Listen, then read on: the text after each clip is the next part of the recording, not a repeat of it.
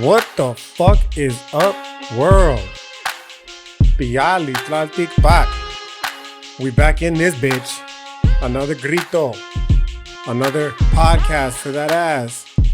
Coming back to you less than 1 week. About a week or so. About a week ago. Shout out to the boy, right? Bobby Shmurda just recently released. When?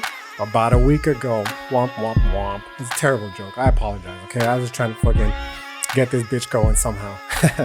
What's good, yo? We back up in this bitch, ready to continue the story that we've been telling since the start of the new year. So let's get right to it. Actually, before we do, taking quick care of the formalities as always. Starting off first with the social medias. If you haven't already, follow your boy, OG_IceNice13 on the gram, and something along the lines on Facebook, Twitter, and also YouTube, right? So you can keep up with me outside of this podcast for those of you who are interested in doing so, as well as potentially help lend support in the future. I'm working on getting this Patreon launched, where I'll be offering exclusive content for those of you who do follow along and help, me escape the hood, if you will, continue to escape the hood along this trajectory that I've been on for the past 10 or so years of my life in doing so, right? I'm also working up on some merchandise. T-shirts, pins, stickers, use mugs, hats, all that kind of shit, right? So it's something that I'm looking forward to bringing soon into the near future so that we can continue along this philosophical journey that I've been going through with this El Grito podcast, through this hood philosophy, and that you, through your support, have been so kind to enable for me to do so, right? Shout out to every single last motherfucking one of you listening to this podcast. That's just a long-winded way of saying that, right? And we're just going to try to continue on and expanding this motherfucker to as far as it could potentially grow, right? Keep it as organic as possible the entire time. So yeah, let's just get right into it, dog. Following up on the last chapter of our fucking series here, of our story here, the truth about stories, breaking it down a little bit, right? And just a quick reiteration. Again, there's something strange to these stories, that are uniquely fundamental to the human experience. Again, we have to tell ourselves shit like it's just a story, but honestly, again, just quick reiteration. So is everything that we know about reality, yo. Again, even science is boring ass fucking story, okay? That situates you within a grander narrative of what we all think reality is. So basically, it's legit programming. I mentioned it before in the previous podcast. I'm going to work on it inevitably. I haven't dropped it yet, right? I was looking through the podcast notes that I have, and it's yet to come. So it'll be a forthcoming one. I'll talk a little bit about it here right now in the introduction before I get to the chapter for today. But really is, dog. These stories are programming, and what we are is hardware then, which would entail that the ideas that we have, which come to us via story form, is a form of software, right?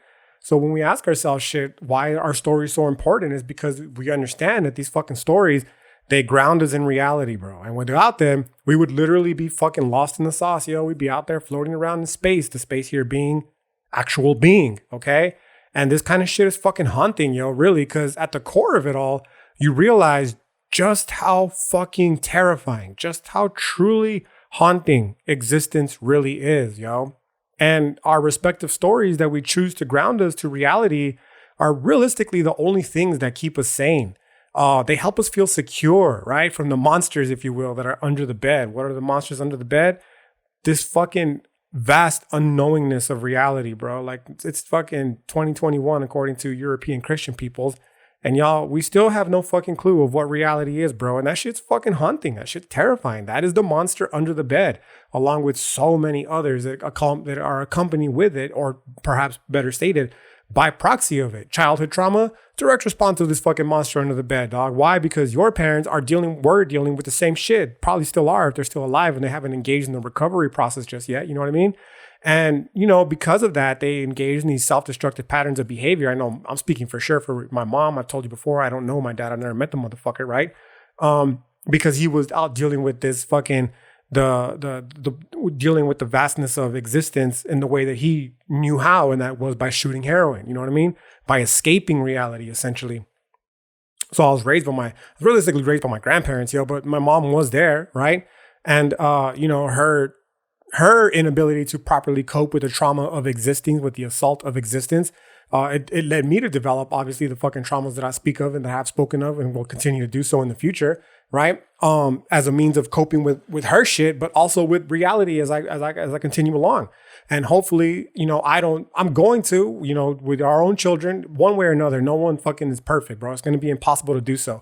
My only hope is that I'm conscious enough to not do so in a way that is terribly fucking, debilitating to my future offspring. You know what I'm saying? There's just one way or another, the parenting, I'm sure, is going to be a difficult topic, right? It's just a difficult process. No one gets it perfect is what I'm trying to say. So what I'm trying to say is, like, I'm not going to purposely go out of my way to fucking traumatize my children, but inevitably, I'm sure something that I do will, whether it be you speak too loudly, you speak too directly, all that kind of shit. It's just all part of the process of learning and trying to develop and be a better person, a parent, whatever the case might be. You know what I'm saying? Anyways, what I'm trying to state here ultimately is in that those fucking childhood traumas, those lingering PTSDs that we have, these self-destructive patterns of behavior, they're all, facilitated by the grander unknowing. And the reasoning here behind this statement is because in the absence of any fixed truth, in the absence of any truly absolute story to ground us in reality, we're all basically just floating around and there's nothing in us anyways, yo. And it's these stories that we tell ourselves that keep the haunting existential dread at bay, right? And this is, again, what I'm trying to state, is this is the core of human suffering. This is the core of human suffering, bro. And it's one that unfortunately many people will never broach, right? Now, it's fucked up because obviously we all have the ability to do so. We all have the ability to embrace or at least fucking acknowledge the vast fucking unknowingness of the being, right? Of teot, if you will. But that doesn't mean that we will. I've talked about this before in my Heideggerian podcast.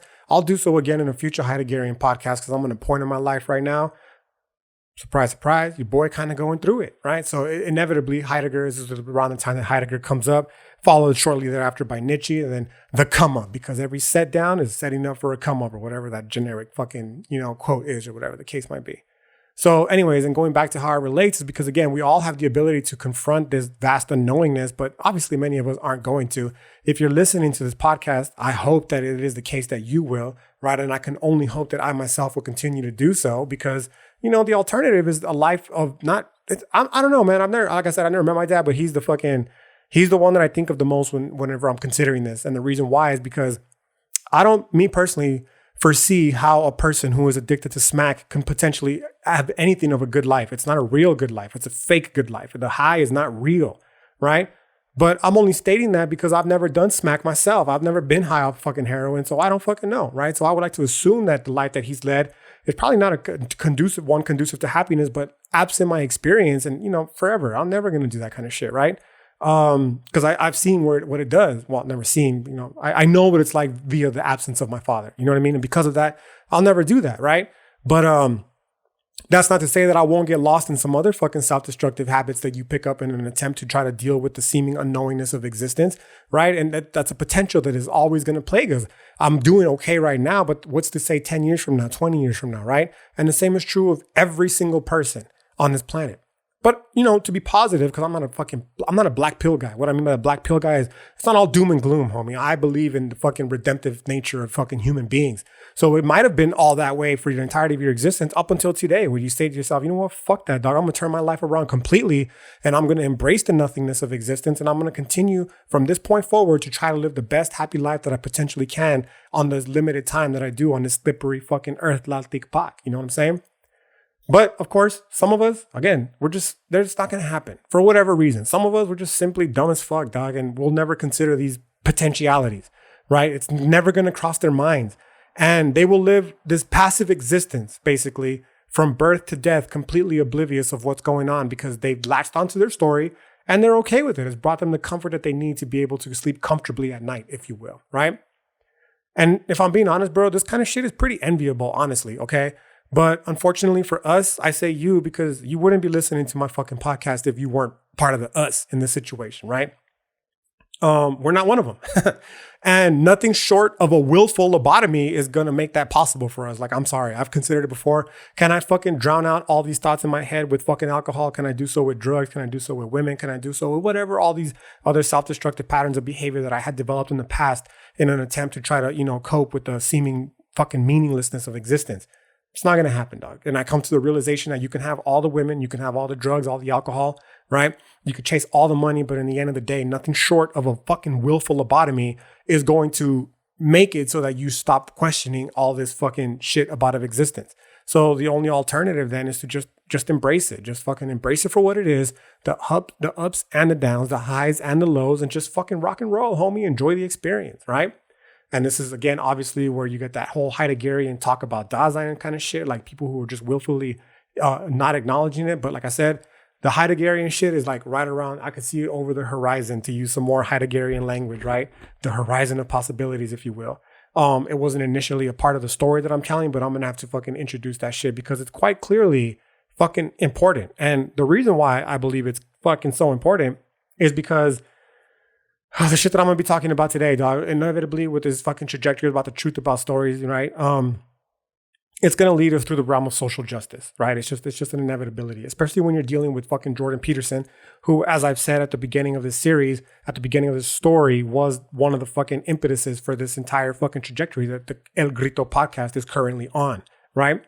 And the reason it's going to inevitably come through with it is because we start to realize, like, this is where I'm at right now, and I'll talk about it more as the podcast continues, but just a little just to, throw it into the future, is you start to realize that just how shallow, dog, like just how meaninglessness that struggle ultimately, sadly even, is. And I'll explain more why for those of you who are listening, getting your little liberal feelings hurt at the moment. Like, are you saying that trans rights aren't important? No, dog, that's not what I'm fucking saying. I'm not saying they're not important. I'm not saying they're not fucking meaningful. I'm saying that when you recognize it, when you situate it for what it is, you understand it. Well, at least I've come to understand it as this ideological force, right? This phenomenological lens, if you will, this deterministic screen. There's so many fucking ways of explaining it, but this just remains the same. It's the way that we're perceiving reality, the story that we're currently filtering our reality through. And it's being influenced by our material conditions, which are entirely fucking relative to the time that we occupy here on Tlaltikpak. So why is it unimportant? Because, I'm not a trans person. I'm a cisgendered piece of shit, chauvinistic male, right? So I'm not trying to dismiss it, but I'm saying, like, yo, on the cosmic, in the grand scheme of things, nihilism is the real threat here. And if nihilism is the fucking undeniable truth of reality, the only truth of reality, then that means nothing fucking matters, dog, including, regretfully, woefully, lamentably, trans rights, indigenous sovereignty, black liberation, all that kind of shit. It just boils down to needless suffering, essentially, while we're here on the slippery earth of Tlaltikpak. And that shit is depressing as fuck. And that is where I have found myself in these last couple of fucking weeks, right? With the sickness of spirit. For those of you that keep up with your boy on the gram, you'll know I've mentioned it. I've made fucking comments to it. Like I've been feeling it, right? I talked about it in the previous podcast, and this is a big reason why, is because so much of my life, I'm fucking 34 years old right now, and so much of my life, all of my life, I've always been concerned with this kind of shit, and I devoted most of my adult life to fucking addressing these issues. But occasionally, it's the first time it's happened. It's not going to be the last time it happens until I'm completely fucking removed from them. You come to the realization, I've come to the realization, like, does this really fucking matter? Like, I'm not trying to say that I'm going to go out of my way to be a fucking piece of shit asshole that's going to shit on trans people, on gay people, on women. Like, I would never be that person. It's just not within me. I don't have it in me, right? But what I'm trying to say is that as I'm going to continue through this podcast, inevitably, the point is going to come where you're going to realize, like, how much of my energy am I expending potentially needlessly on issues like this, and, at the expense of my own mental health, and not getting anything from it in return. It sounds selfish, but hopefully as I continue the story, we'll come to understand why, okay? Now, and circling back to this Heideggerian views of Dasein and people that will never take a moment to reflect on how fucking crazy reality is, right?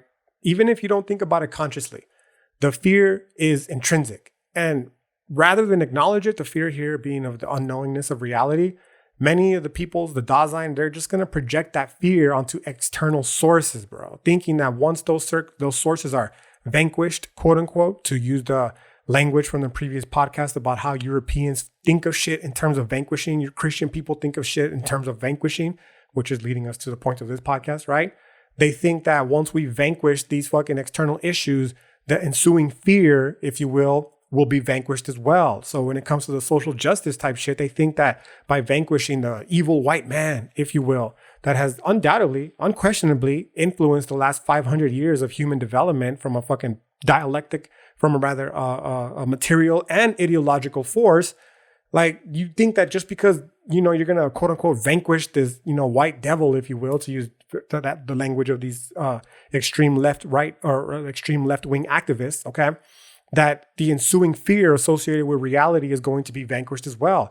And it's just not true. It's not true. As I've mentioned before at multiple points throughout this podcast, everything that, has come for the last 500 years at the behest of European Christians, that same kind of shit it's possible by any person, irrespective of their color of their skin and irrespective of their ideology. That's a human nature issue. That is not a white European Christian man issue. That's something that all people on this planet can do. And by thinking that we're going to fucking magically vanquish the earth of that and thus the ensuing fear of reality because we've fucking vanquished this, force for the past 500 years that has been the cause of so much suffering, that's illogical, bro. And honestly, it's a fucking form of weakness. It's the kind of weakness that's common to all people who rely on systematic thinking to ground them to reality. What do I mean by systematic thinking? I'm speaking here in terms of Nietzschean philosophy, who himself was a very anti-systematic thinker. He was an anti-systematic thinker. Why? For one of two reasons. Systems, they're structures. And once you allow yourself to think in terms of systems, you've boxed yourself into a certain mode of reality, a kind of mode that is going to block off all the other facets of reality. And thus any notion of potential truth will never be possible because you're operating within a system, a very limiting system that doesn't allow you to expand beyond the system because, maybe the ideas that exist outside of the system threaten the actual system that you're in. And thus, it keeps you enclosed in this little box. That's his beef with Christianity, for example, one of them, right? The one beef here being is very systematic. It's very rigid. It's very dogmatic. And you can't question shit that exists outside of this framework because obviously many of the answers threaten the actual framework, the system itself. So it's built into the system to keep people from wanting to question it out of fear that the system will collapse upon itself. So Nietzsche's like, no, fuck that systematic thinking bullshit. Like, it's limiting you from the potentialities of reality, what is potentially true. And for what reason? Which brings a second reason as to why he's not a fan of it. And it's because you're just weak. Simply put, you're too weak to fucking think outside of this system. You're too weak rather to think without this system. And rather than, acknowledge reality for what it really is, you'd rather lean into the system to help pacify all the fears that you have that are inherent with being a fucking living, breathing human being that craves meaning and purpose in a universe that appears to be, at least in the Western Christian world, relatively deplete of either. Now, I emphasize the Western Christian world because obviously this is not the case in Nahuatl philosophy, a point that I've made at various points throughout this podcast and won't bother repeating at this moment. But, even in this Nahuatl philosophy, what it boils down to simply, and this is kind of the point of the podcast, that's why I'm emphasizing it, is that this episode is that if you're not actively acting upon that purpose, it's what the fuck are you doing? Like, it's basically the same problem inevitably that emerges, right? So when I say to myself, okay, when I'm this is again, a forward projecting into the end of this podcast, but when I'm sitting here thinking to myself, what's my meaning in life? What's my purpose in life? And are you actually doing everything that you can to fucking manifest that shit? And the answer for me really recently has become a resounding no. Why? Because I'm fucking balls deep in this social justice shit that I don't even I don't think of anything else. My timeline on Instagram has been fucking programmed in such a way where it's all that comes up. When I'm not on the gram, I'm thinking of ways in which, the basic gist is that it's keeping me from enjoying a life of happiness. It's keeping me from doing the things that I need to live a life of happiness because I'm consumed by it. So again, as I mentioned before, the goal moving forward is to try to draw some of my energy back that's being siphoned off for what? So these fucking bureaucrats, these fucking globalists, if you will, can continue to use me as this fucking muppet to advance their agendas. Like, nah, man, I'm not saying these issues aren't important. I'm saying that what we have now, they've been weaponized. They've been bastardized. They've taken all the meaning and purpose behind the initial movement of these social justice issues, and they've completely fucking sterilized them for their own benefit, right?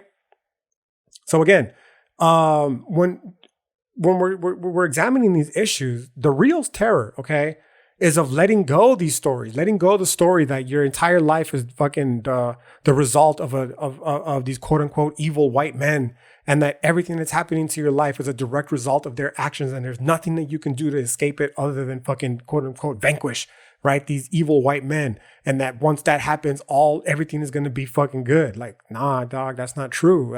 That's comforting. I'm sure I've been there before. I believed it at one point, but it's almost a numbing drug to falsely believe that. It's not real. That's a system. It's a system of thought that's keeping you from seeing. It's keeping us from seeing the wider reality of the world, of reality rather, for what it really is. Okay.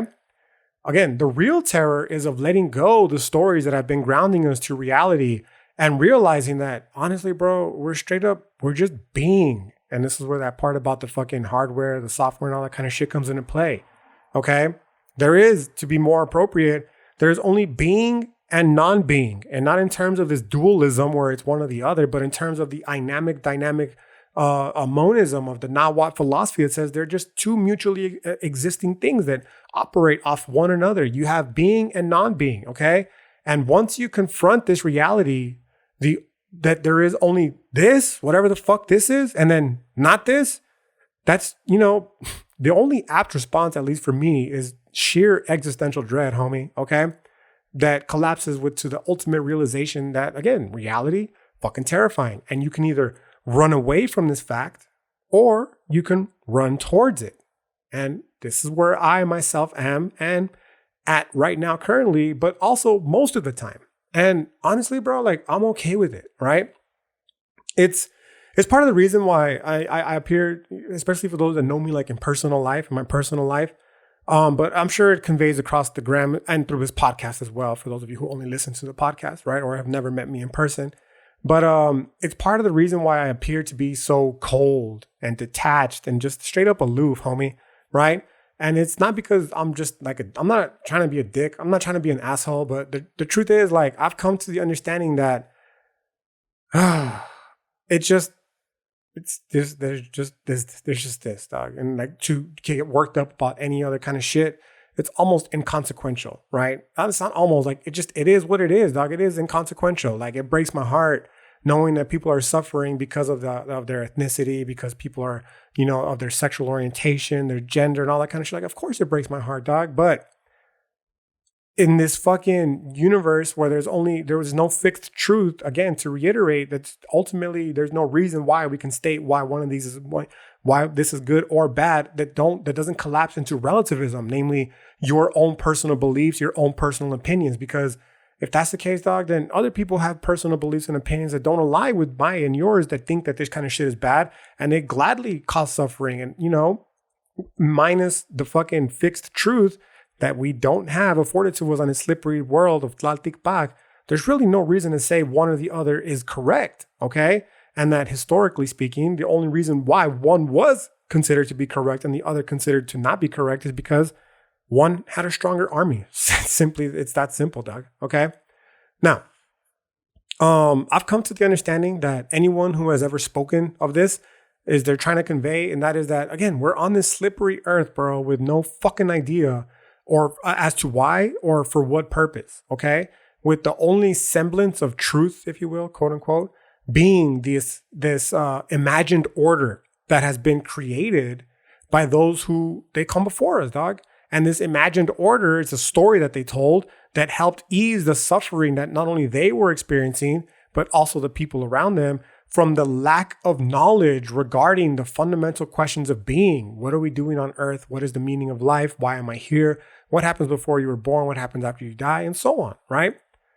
And sometimes, though the fear is unbearable, like, again, this willful lobotomy type shit, I deeply wish that I could just lapse back into the state of fallenness rather than have to deal with it. I would probably choose Amor Fati, baby. I'm trying to show strength, right? It's all we got. Strength and resolve, moving forward, right? It's a moment of admitted, not weakness per se, but vulnerability on my behalf. I know sometimes I come across as bold and brash, and that's because most of the times I am.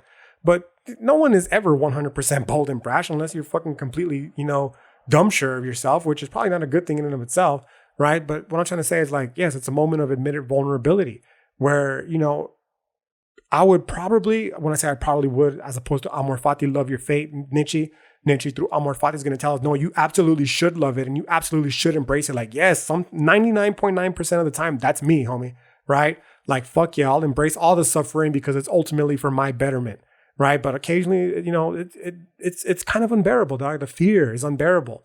And I do honestly wish deeply that I could just lapse back into a state of fallenness to help deal with it, right? And this is everyone, dog. Even the people who pretend to be as fucking woke as anybody on the planet, right? And, myself included, I'm pretty successful most times at doing so with, shit like mindless social media perusing, which is why I'm at the point now where like, yo, all I see on my social media is like social justice shit. And it's just like, what is this adding of value to my life? I'm not trying to sound selfish, but hopefully by the end of the podcast, you'll understand what I mean. Okay. But occasionally that even doesn't cut it. This mindless social media perusing, that doesn't cut it, which is where I'm at now, right?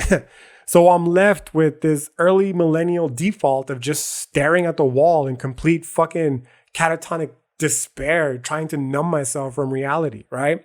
To which again, I ask myself like, well, how is this contributing to you living a good, happy life, right? Now, the good news is I've come a long way, whereas unlike in the past where I would lay in this catatonic state for months at a time, where I literally couldn't get out of bed because of the fucking sickness of spirit, right? I've gotten better through, again, of all things, this Nawat philosophy. And, it's helped me emerge to the myself that I am now, okay? And the point being here then is that I pretend like I wanted this willful lobotomy. I pretend like I want to live in this fucking state of fallenness, but it doesn't make me happy. It doesn't make me happy to live in that kind of way. So inevitably, I'm forced back to the default, the real default of just amor fati, embracing one's fate, right? Because the irony is that this itself is just another story that we tell ourselves. And moreover, it's filled me with an added component of dread. And that is the seeming waste, if you will, quote unquote, for those of you who are listening to audio only, of time inherent in doing so that should be spent on what I believe to be some warrior scholar type shit, right? Sharpening the mind, sharpening the spirit, sharpening the fucking body, getting ready for some fucking some cosmic war, if you will, to contribute my part in keeping the unfolding of Deo and keeping the sun, whatever, from not exploding and all that kind of shit, right?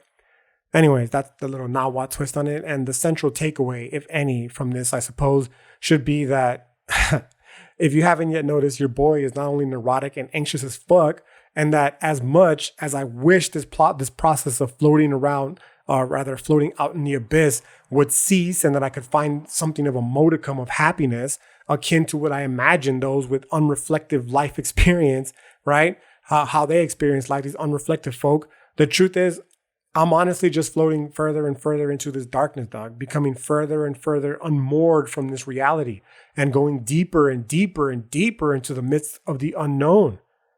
Now, I know that this is probably not the best promo for my fucking podcast because you're listening and like, yo, what the fuck? I don't want to go down that shit. That shit sounds haunting and terrifying. Like, why would I willingly do that? And while I understand, I would respectfully disagree. Because as terrifying as it sounds, the truth is, dog, it's honestly kind of beautiful, okay? Now, it might sound terrifying, but the reason why I find it beautiful is because it's here. This space that we're floating out into, this fucking nothingness, is where discovery happens, bro. It's what the Nawat Lamatini, it's what they meant when they talked about Tezcatlipoca being darker and mysterious than the night, right? Yohuai Ehekat, Yohuali Ehekat, right? Invisible like the night, intangible like the wind. What is that? The truth. What truth? Ultimately, the truth of reality. It's fucking darker, right, than the night, and it's fucking intangible like the wind. It cannot be perceived, right? And it's in this fucking floating nothingness where this truth, that truth is, darker and mysterious than the night and intangible than the wind, is, we don't know what it is, essentially, okay? And once you discover that, you start to understand a little bit more of the reality that we find ourselves in, right? This is why Nietzsche said that he himself was willing to go insane. He talks about like, yo, the shit that I'm writing about right now, dog, the shit that I'm fucking discovering right now is driving me fucking crazy. Nietzsche wrote in his fucking, in his little journal. But he also concluded it by stating like, I will gladly go crazy, which he ultimately did. But the argument can be made that it was probably because of the brain tumor that he had. But regardless, okay, he went crazy nonetheless. And it's something he said like, yo, the philosophy that this truth that I'm discovering, like it's driving me fucking crazy. But I would willingly go crazy for this truth because it's so fucking beautiful. And that's, that's kind of the point that I'm trying to get at here is like, yeah, it's terrifying, but don't be scared, homie, right? It's beautiful. It's something that's worth going insane for. This is where Jung, he comes along and he believes that we could find the gold that we're all looking for. What is the gold that we're looking for? Gold soul indigos, homie, on the rise, right? See some fucking underachievers language for you. Anyways, on some more existential shit, dog, if that wasn't already existential as enough, okay? It's in these uncomfortable ass feelings where life exists. At least this is what I've come to know, okay? It's in these uncomfortable ass fucking feelings where life exists, okay? Feeling safe, okay? It's great. Don't get me twisted. But like everything else, there's a time and a place for safety, all right? Don't go off and fucking put yourself in some fucking dangerous predicament and then say it's because your boy said that there was only a time and a place for safety. Like, fuck, don't put me in that position, right? What I'm trying to say is like, within reason, dog. Don't go out fucking doing dangerous shit. I'm saying like emotionally, intellectually, spiritually. There's a time and a place to feel safe, but there's also a time and a space to fucking explore, okay? And as awesome as safety is, sometimes we need to not feel safe so that we may continue to grow. Because in this safety is the undoubted drug of comfort, and this comfort will fucking get you and it will sink its fucking hooks into you. And the next thing you know, 20, 30, 40 years of your time on this slippery earth, Tlatikpak, has come to pass and you've been comfortable the entire time. And now you're running out of time to do anything that was going to help you lead a life of meaning, purpose, and happiness, right? So I guess a better way to state this then is that we need to not feel comfortable no matter how safe how safe doing so feels, because it's in this space where we grow, okay? But again, and perhaps more importantly, it's where life is experienced. So what I mean by that, dog, is like, okay, about a week ago, here going back to the Bobby Schmurder, it must be up in the air, dog, about a week ago, hey, right? I was in a jiu-jitsu tournament. I haven't posted about it yet. I've been waiting to drop this podcast to do so. Now that it's out there, right? And the reason I didn't post it is because your boy didn't do too well. I was very disappointed with myself, honestly. Okay. But we'll talk about that some other time. But for now, it's the experience that I had in the jiu-jitsu tournament that I'm trying to discuss. And the reason here being is because as anxious and nervous as fuck as I was, dog, honestly, I just wanted it to be over with. Like that's part of the reason why I'm disappointed with myself. God, I didn't do so hot. And there's a million fucking reasons why I didn't do so hot, but none more so important than the actual truth is the guy that beat me on points, 2 of them, was just better than me that day. That's the most important point, okay? But I'm trying to explain my psyche leading up to this nonetheless, because it's going to help me make the point that I'm trying to make. And the point is that I was disappointed in myself, dog, because I kind of felt like I quit on myself, right? And the reason is because I was so anxious and so fucking nervous that I just wanted it to be over with, bro. I just wanted those uncomfortable feelings to be over with. The feeling of knowing that you're going to be competing and people are going to be watching, the feeling of knowing that you may very well lose, which obviously I did, and the ensuing embarrassment that you would feel for having done so. It was so overwhelming that I just wanted it to be over with. I was cutting weight. I didn't fucking want to have to cut weight. I like to eat, right? I like to drink water. And, having to go through all this kind of shit was very fucking frustrating. Quick break, but the point I'm trying to make, a little rap. There you go. I used to actually rap in the past, and I'm looking forward to trying to do so again in the future, but hopefully we'll see how everything pans out, right? Anyways, I was nervous, anxious as fuck, felt like I quit on myself because the feelings were just overwhelming and I just wanted them to be over with, right? I fucking was hating every second until it finally hit me, okay? And it was in that experience where the new experiences of life that are just as valid as those of safety were born, okay?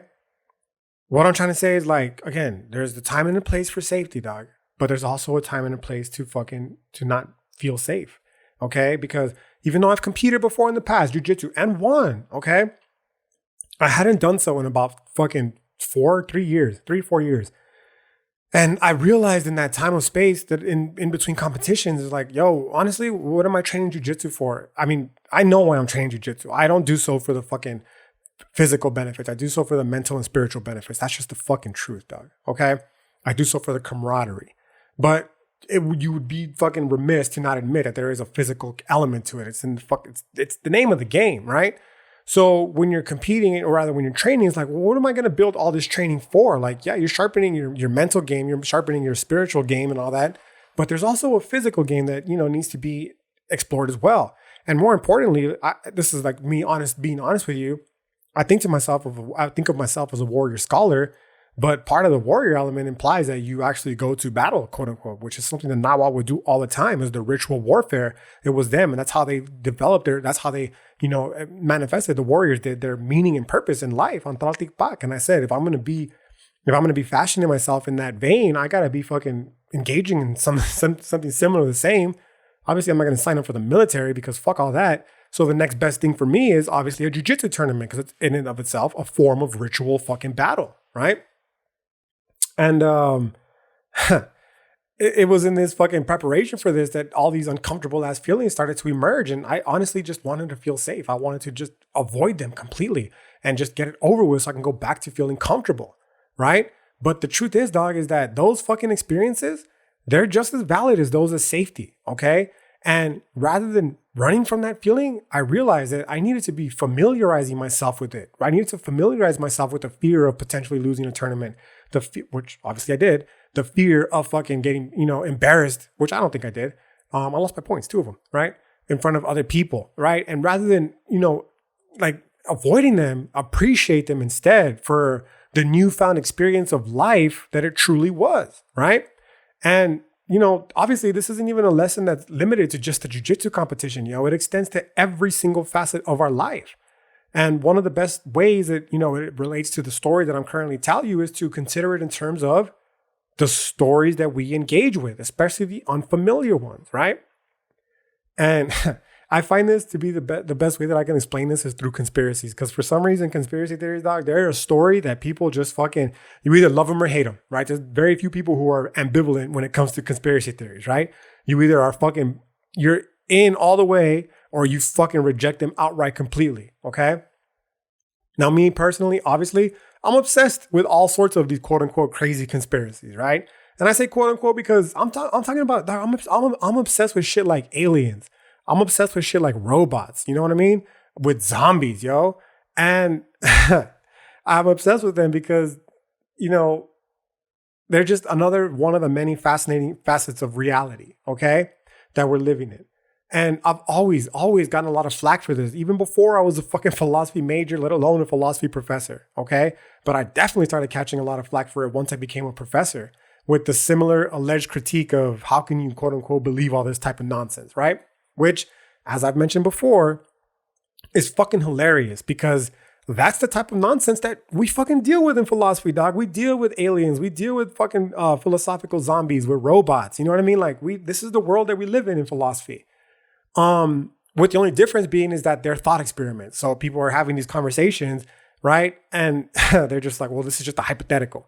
But me personally, I'm not like them, right?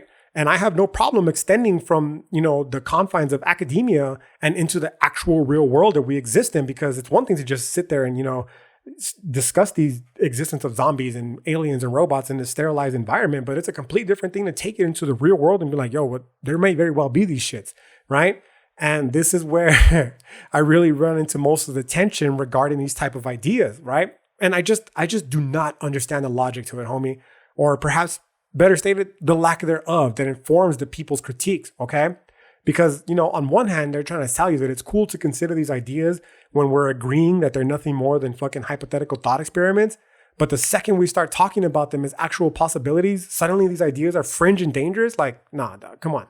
What's happening here is your story about reality is being threatened in an uncomfortable way. And rather than continue, this is the part of the systematic thinking that I was talking about with Nietzsche, why he's so against it, right? The systematic thinking here is not Christianity, it's fucking academic philosophy. Your story of reality is being threatened in a very uncomfortable way. And rather than fucking engage with these ideas, you're reverting, you're leaning into the comfort of your systematic thinking in order to avoid having to deal with the potential that you may very well be walking among aliens, homie. of avoid having to deal with the potential that you may very well be living in coexistence with aliens and fucking zombies. Okay, the person that you're talking to might not really be a fucking real person. It may be a fucking philosophical zombie. Like, that's fucking very possible, dog. Right? You gotta look at them like, yo, are you a robot? No. Do I believe you? Fuck no. Okay, cool. So here we go. Right? And that's the nonsense that I'm talking about, right? This is the comfortability that I'm talking about when it comes to philosophy. And why it's nonsense is because, we're grounding on philosophy. We're grounding our philosophy, okay, on shit that's been quote unquote accepted already, right? Or perhaps established, right? And honestly, that's not helping anyone, dog. It's not helping anyone, okay? This is like backward looking nonsense that blinds us from, again, the infinitely many possibilities of both the past, present, and the future, right? All of which make up this complex mystery of fucking existence, okay? So it's at this point where the schism between, philosophy and rhetoric, they really start to come into play, right? I've mentioned before that I'm getting a PhD in rhetoric, right? And the reason why it's such a fucking schism is because rhetoric has no problem with this, dog.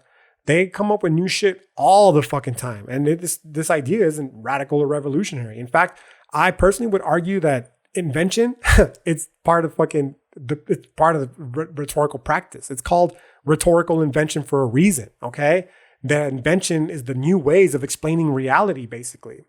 So the real question is that we'll uncover this, or rather, I'll rather cover it because another important question comes up, and I'll discuss it in another episode, right? When it comes to this epistemic invention, the question is, are you really inventing anything, or are you just discovering something that was previously undiscovered because you were thinking within the systematic framework that you were engaged in, right? But different topic for another podcast, another chapter to the story, perhaps in the future.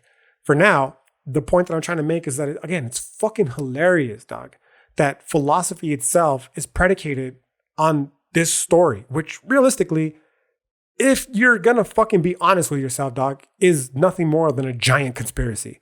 And the giant conspiracy here, the one that Jordan Peterson and company refused to fucking accept, is that anyone, fucking the Greeks, the ancient Greeks, right, managed to figure out what reality is, dog. When in truth, they have no fucking clue. They didn't have a clue then. We don't have a clue now, okay? And the conspiracy is to believe otherwise, right? And to engage in all the actions necessary to continue to uphold that misguided belief, right? No one has any idea of what the fuck is happening, okay? And if they do, it's probably hidden in some fucking secret cult that refuses to let us know. I think about it all the time, and I'm saying, why do they refuse to let us know? Because as soon as people fucking figure out what's going on in the world, like the great fucking quote by that former President Bush, I believe, as soon as people wise up to what's really going on in the streets, or rather to what's really going on here in this country, the streets will run red with blood, right? And I'm of the opinion that's probably the case, okay? That we as humans, we've had all our meaning, purpose, power stripped from us just so we can continue being cattle on this fucking prison planet, right? But for now, the point that I'm trying to make is that no one realistically knows what's happening. No one knows what's going on. No one knows what reality is. We've all just made up stories, and we're fighting for dominance of any particular story, okay? Again, being is fucking haunting. Existence is fucking haunting, bro. And these stories that we tell, they are what keep the anxiety that this shit induces away. The anxiety that, is induced when we stop and think about just how fucking terrifying existence is, right? And it's why people will defend these fucking stories so insistently, dog. And for me personally, this is the point that I was trying to get to when I said that I hope my intentions come across as pure. Just the point that I'm trying to state, dog, is like everything else, it's kind of just a distraction from this fact, yo. And I'm honestly at the point now where I'm ready to completely accept this fact and just resign myself entirely, right?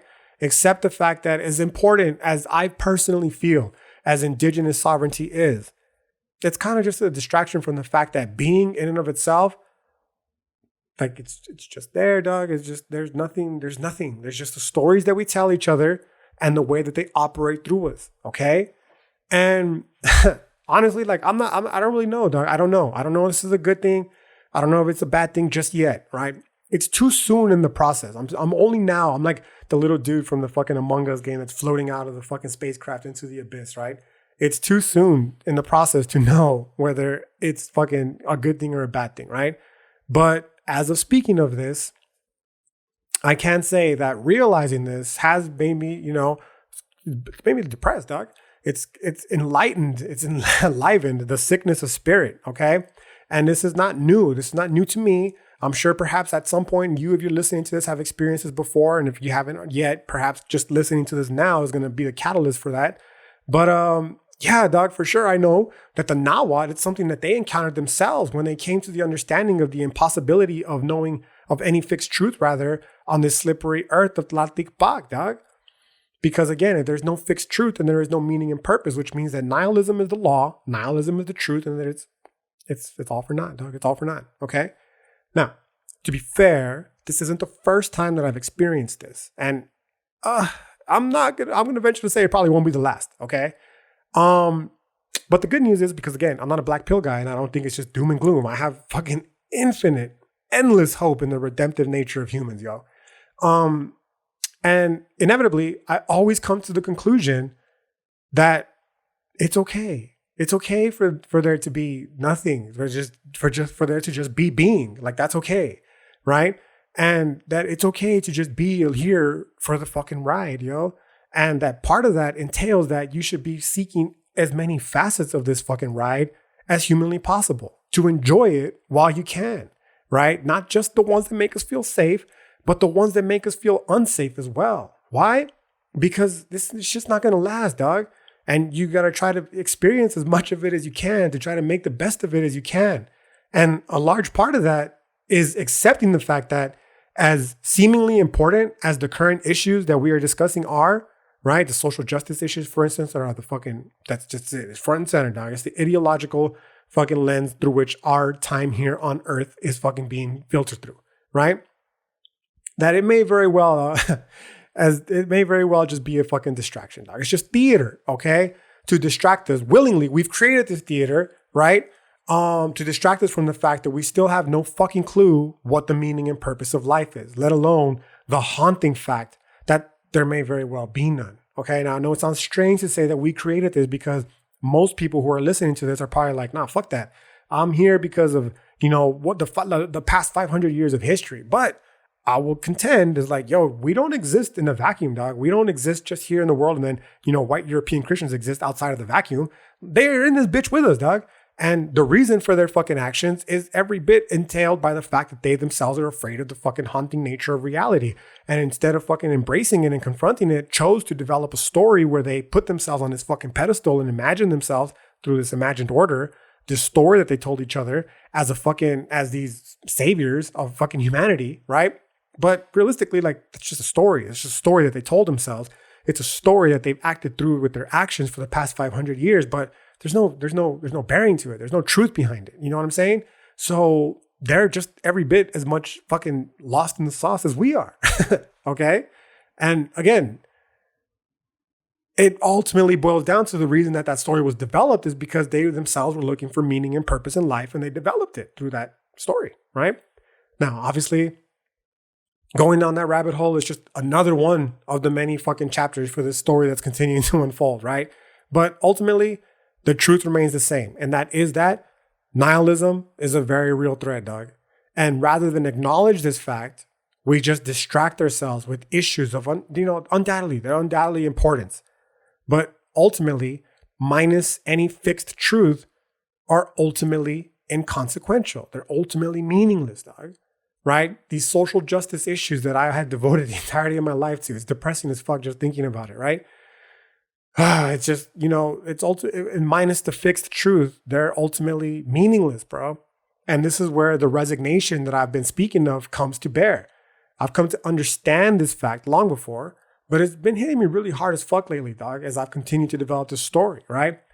Because again, I've legit dedicated most of my life to this, and I'm only now realizing that it may very well have all been a waste, okay? But again, Nietzsche, amor fati, love your fate. Like, it's not a waste per se, but it's like, oh, damn, like a chapter of my life is coming to an end and a new one is going to be written inevitably, right? And it's not going to be the same as before, right? For better or for worse. All right? And then you add on to that the discourse surrounding these events. One of the more frustrating things is like, it's not original, dog. And for me, I don't know, bro. I'm not trying to paint myself as special. I'm just saying, like, the lack of originality, it just drains my soul. It legitimately pains me So seeing the lack of originality unfolding through these current events, it's a cocktail on my behalf for existential dread, right? So that's part of the reason why I'm stating, like, I'm just going to try to just divorce myself from this kind of shit now, because it really is a matter of mental health at this point, dog.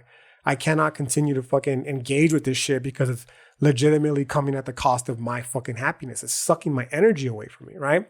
And the worst part, dog, the worst fucking part is the realization that any sort of change isn't even possible, within the current framework that we're in. So what I'm trying to state is, like, for any sort of resolution to be had on my behalf, it's going to have to come with the complete dismantling of the fucking Western Christian epistemology, which is only now beginning to become in its infancy. It's so far away in the future that I understand, like, I'm not even going to be here to enjoy it. I'll be fucking buried long before that shit comes to bear, which is fine. It's not going to stop me from continuing to do so.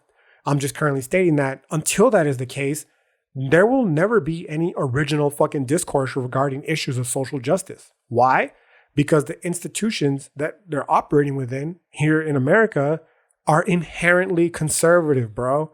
Even the most seeming progressive ones in the world will not change this, because it will inevitably collapse right back into conservatism. This conservatism, it's a safeguard, dog, that's written into the very nature of the Western Christian world. And the only way to fucking avoid it is to escape that world, right? And like I said, that's a long ways away, dog. And the question is, like, how much of your life are you willing to give up until that point comes, right? For now, you realize that until that happens, you're just going to find yourself, irrespective, again, dog, left or right, it doesn't matter. They're ultimately both conservative. And, the funny shit about the word conservative is it's in its name to conserve, right? Which makes it fundamentally opposed to change. So as long as we're abiding by this fucking, this dialect, if you will, there will never be any sort of change, right?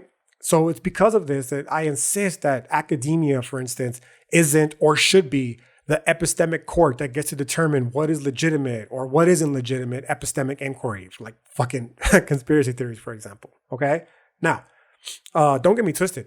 There is an undoubted importance for the role of, like, sustaining and conserving shit. And to argue otherwise, honestly, would run afoul of the dynamic monism that informs Nawat philosophy. So it would be completely anti-indigenous thought, or at least anti-Nawat thought, to state that there isn't a fucking role for conservatism, okay?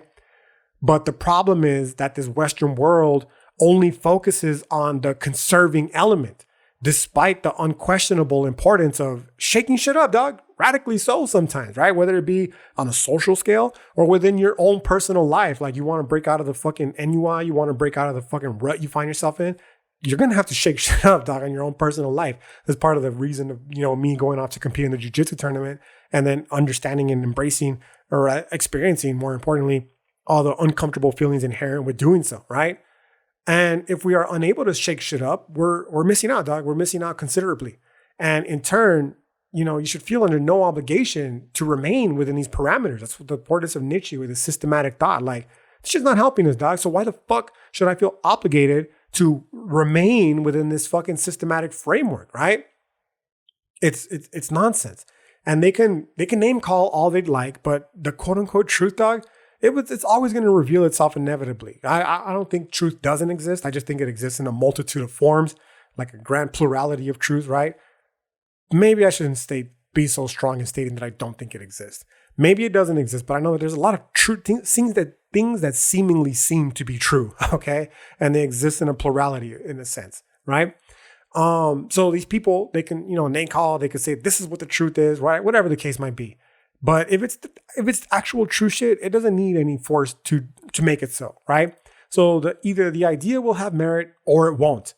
And what should never determine this is the confines of the system which it's attempting to germinate with it, okay?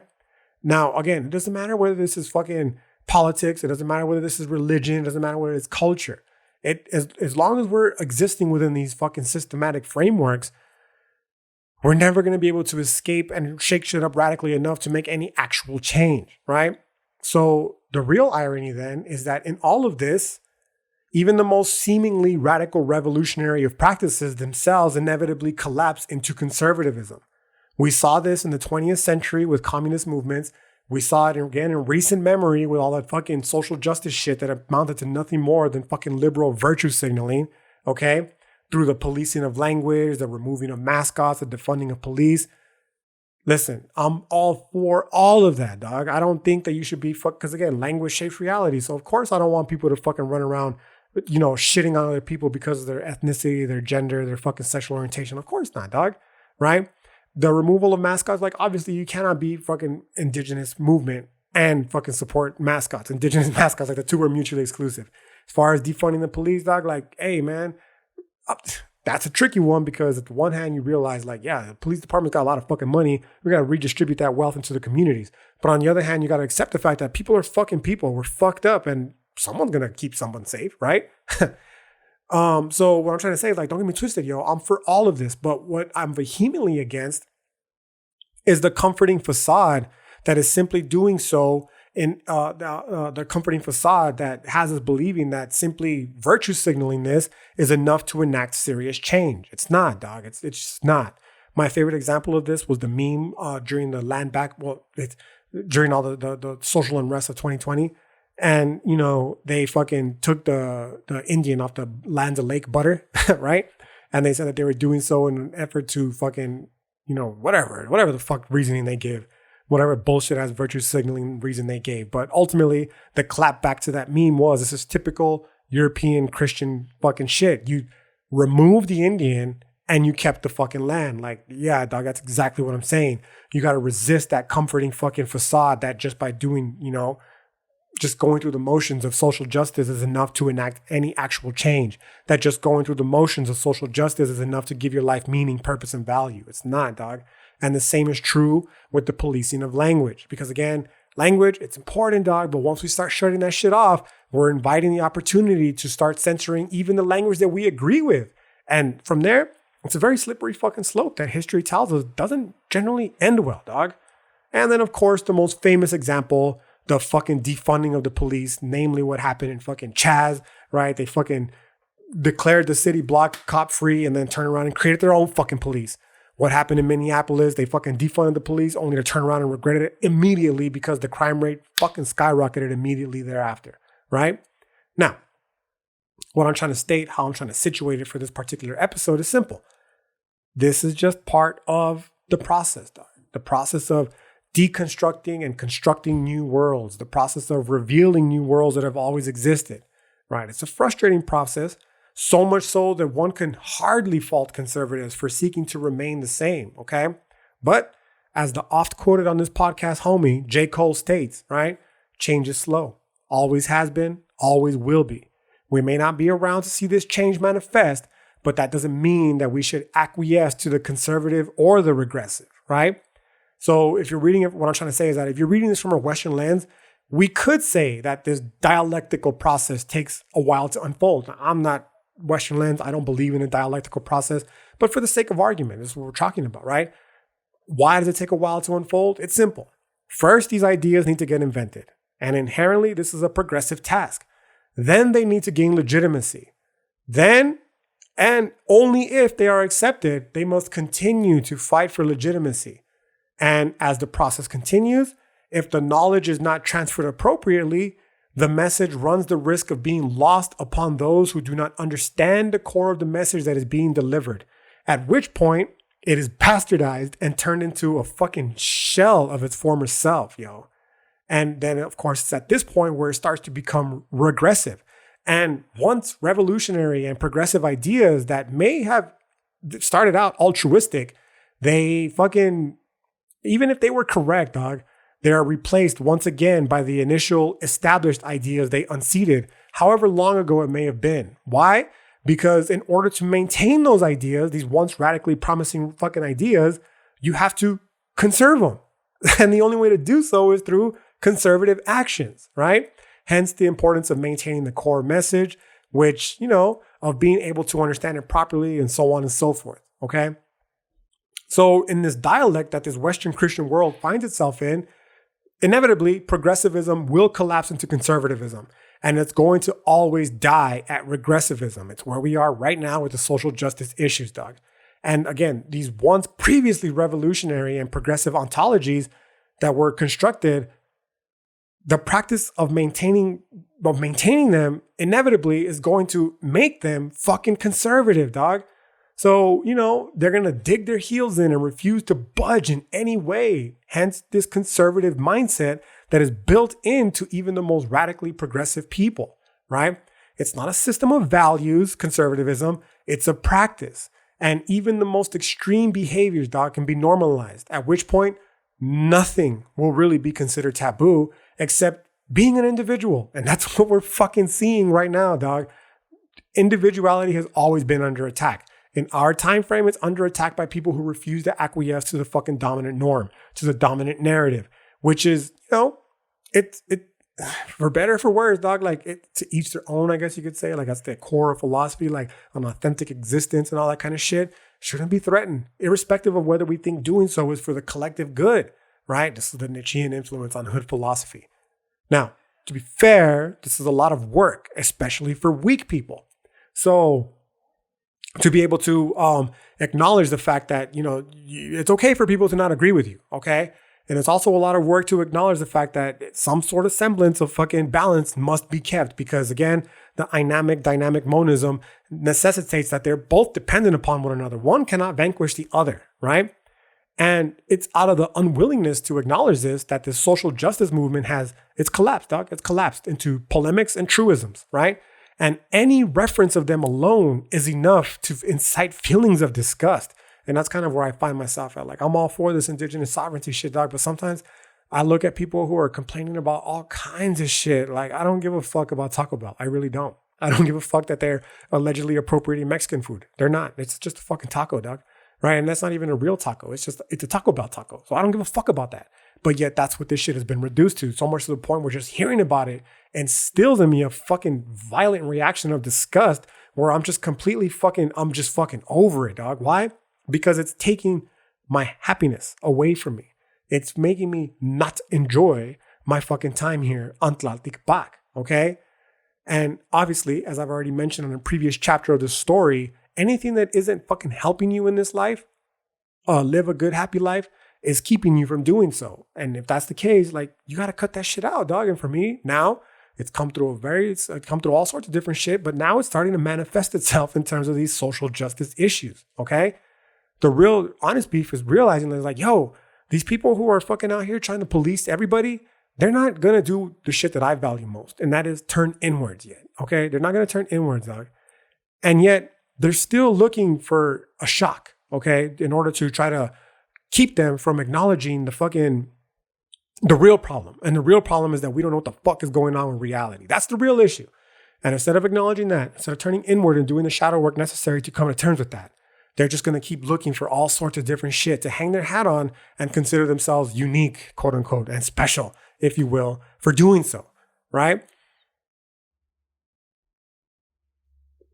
Like in the past, for instance, it was radical and revolutionary marijuana legalization and fucking gay marriage, but that's no longer the case, okay? So since that's no longer moving the meter, we're just going to start attacking science, if you will, right? Which is, I'm not against it. I'm just saying it's like once you fucking open up that space, dog, it's a very slippery slope. Okay. And it invites mockery of the initial positions that you're attempting to advance. And, in that space is where a lot of these trolls, dog, of the highest fucking caliber, they're created and they make a mockery, of even the most progressive of values, right? These people, dog, these caricatures of what you have of progressive, quote unquote, liberals, whether it be the person with the fucking bob, the brightly colored haircut, or the beta male feminist, dog, they're just caricatures, yo. They're caricatures for an entire movement that has collapsed upon itself due to their misguided understanding of what they believe the truth to be. These people are not woke. They're fucking morons, dog, and they're balls deep in this fucking cave, the Platonic cave, where, there's shadows on the wall. They're mistaking the shadows on the wall for truth. And the saddest part, dog, is they don't even fucking realize it. These are not philosophers. These are fucking sophists. And they're using the social currency, I should say, that they earn by manipulating the words that currently sound pleasing to the masses to garner the likes necessary to distract themselves from the real fucking issues, dog. And the issue, of course, is the stories that we tell each other, the stories that we fucking make up to give us some sense of comfort in this wild existence of reality that no one has any fucking clue of, right? Now, listen closely to what I'm saying, dog, because again, this is where some people will lazily jump in and accuse me of hilariously being alt-right or some fucking ridiculous shit like that to try to dismiss you. Like, how fucking, it's just the idea of a Chicano Nazi, dog. Like, that shit's just fucking hilarious to me. But it's not going to stop them from accusing me for those fucking fake woke folks that hear this shit of doing of that very thing, right? I'm not saying, again, just to be explicitly fucking clear, that there aren't real issues that need to be solved. I'm not saying that protecting trans lives is unimportant. None of that. I'm saying that these so-called social justice warriors, they're making a mockery of these very important things that we must do. And in turn, they're making it more difficult for those who are truly trying to advance society to do so. Why? Because you're allowing this fucking state-sanctioned liberal education to co-opt our struggles, dog. The Democratic Party, this last election cycle, co-opted the struggle of indigenous peoples here on Turtle Island by stating that they were no longer going to deport people, that they were going to release all the children from the immigration cages, right? They co-opted our struggle, a very real struggle, and they made a fucking mockery of it. They pandered it out to the fucking Democratic liberals of America and state that if you vote us into office, we will stop doing this, which they fucking didn't, which we knew they fucking wouldn't, dog. They stole our struggle and they fucking used it for their aims, and it's become a mockery now, and even more so, an impediment to the change that we wish to truly see in the world. Because now no one's going to want to vote for a fucking Democrat that runs off this fucking platitude. And what's going to happen is not that the kids are going to be released from the cages, not that the families are going to stop being deported, but that people are going to stop fucking caring. And that's what I'm saying is like, that's what is happening also with these social justice movements. It's like, yo, like you think you're doing a good thing, but realistically, dog, you're really not, right? So honestly, I'm just done. Like, I'm fucking done. I don't care. I don't care if I get dismissed by these fuckheads, because since when did appealing to the masses become a good thing anyways? For one, last time I checked, America, it sucks at education, dog. And we're going to let these fucking people dictate our reality. These people with terrible educations, fuck out of here, yo. And these are just a bunch of fucking uneducated plebes, dog. They've lost their collective fucking minds. And me personally, I'll be damned if I'm gonna let these little inmates run the asylum, yo, because guess what? I gotta live here with you, yo. And the story that you're currently developing in the world to try to fucking, detract from the uncomfortable feelings associated with, confronting reality, I'm not with it. I'm not with it, okay? There are, again, like I said, there's certain truths to this world, and it's being jaded. And in doing so, it's lending credence to these conservative fuckheads that reel us back to where it is that we first started. So I'm fucking done. Like, that's what I'm saying. Like, that's the point I'm trying to make, dog. The whole point that I was trying to make is I'm fucking done, yo. I'm handing in this quote unquote liberal card of mine and completely disassociating myself from whatever it is that y'all are on to next, dog. Because it's just, I'm not an ally, dog. And I'm not anything to do with you. And it's not because I don't fucking, I'm not an ally because I don't believe equality is unimportant or shit like that. These fucking sneaky fucks, dog. They'll look for that shit and they'll be like, oh, he said he's not an ally. Fuck you, okay? I'm not an ally because I'm actually educated in the history of the very ideas you're trying to profess. And I know, like Jordan Peterson, this is the defense of Jordan Peterson coming up soon, exactly where we have been and exactly where we are going. This Marxism debate, dog, long been settled, okay?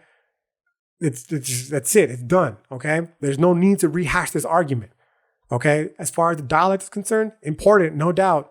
But what I'm trying to say is that I'm done distracting myself through these issues that are of undoubted importance, but have been co-opted and have been fucking sterilized for another agenda that doesn't have anything to do with me. I'm done concerning myself with them, right? As a way of escaping the real fucking issue. And the real issue, again, the story that we're collectively telling ourselves to avoid having to confront the reality of reality. That's what I'm focused on now, dog. I want to embrace the uncomfortable as it is, because again, as I've said, it's in this uncomfortability where the experience of life reveals itself. It's going to be uncomfortable, dog. And I feel myself floating more and more into that direction, but I would much rather be completely lost in the sauce, if you will, completely lost in space, in that uncomfortability, than giving any more of my energy to this fucking story that has been co-opted to fucking keep people from having to deal with that fucking uncomfortable fact, okay? So I understand, like, yo, maybe what I'm saying is offensive, or maybe you're just a weak fucking bitch, dog, that's trying to control me by indoctrinating me with your thought process necessary to build an ontology, dog, so that you can rise to power. Like, I'm not dumb, yo. I know how ontologies work. I'm not racist. I'm not sexist. I'm not homophobic because of everything that I just said. I'm not transphobic. I know this, dog. I know this in my heart of hearts. If you've been listening to this podcast long enough, if you've vibed with me for long enough, you know it to be true as well. I'm not none of that just because I'm no longer going to concern myself with those issues. What I'm concerned with is me living a happy life. And I can't do so anymore by just focusing on all the shit that we're constantly being bombarded with through social media, dog. And again, that's the most important point for today. All I'm trying to do is to create. That's it. That's all I'm trying to do at this point, dog. I'm here for the ride, yo. I'm just trying to enjoy the ride. And the only way I can do so is through creation, okay? Because it's through this creation that I feel alive. This is not new. This is Nahuatl wisdom, dog. Inixtli in yolotl, right? Flori canto, homie. The realization that the act of creation as a means of channeling the divine is what brings purpose and value to our life. And it's impossible for me to do that by focusing on the dominant media of today, on the dominant ideology of today. So it's because of that I have no fucking choice to withdraw, dog. I have to withdraw. Okay? I'm not an ally, not because I don't want to see equality. I'm not an ally because I can no longer give my life and energy to that process unfolding, dog. It's robbing me of my precious time here on Tlaltikpak, okay? And like I said in a previous chapter of this story, again, anything that doesn't help us live our best life is ultimately hurting us, social justice included, which is an interesting bridge to the next inevitable point of this story that's unfolding that will inevitably be, again, an actual defense of Jordan Peterson. Because A, you cannot just talk shit about someone without giving them their due proper. And B, most importantly, a lot of what he says, even though I don't agree as a whole, he's right. He's simply right. So, yeah, I guess that would be all for today. I hope you all enjoyed this chapter of the fucking story that I'm currently unfolding for now. I hope you enjoy this whenever time, day, night, space, whenever you're hearing this. And that you have a great rest of your day. Until next time. Peace.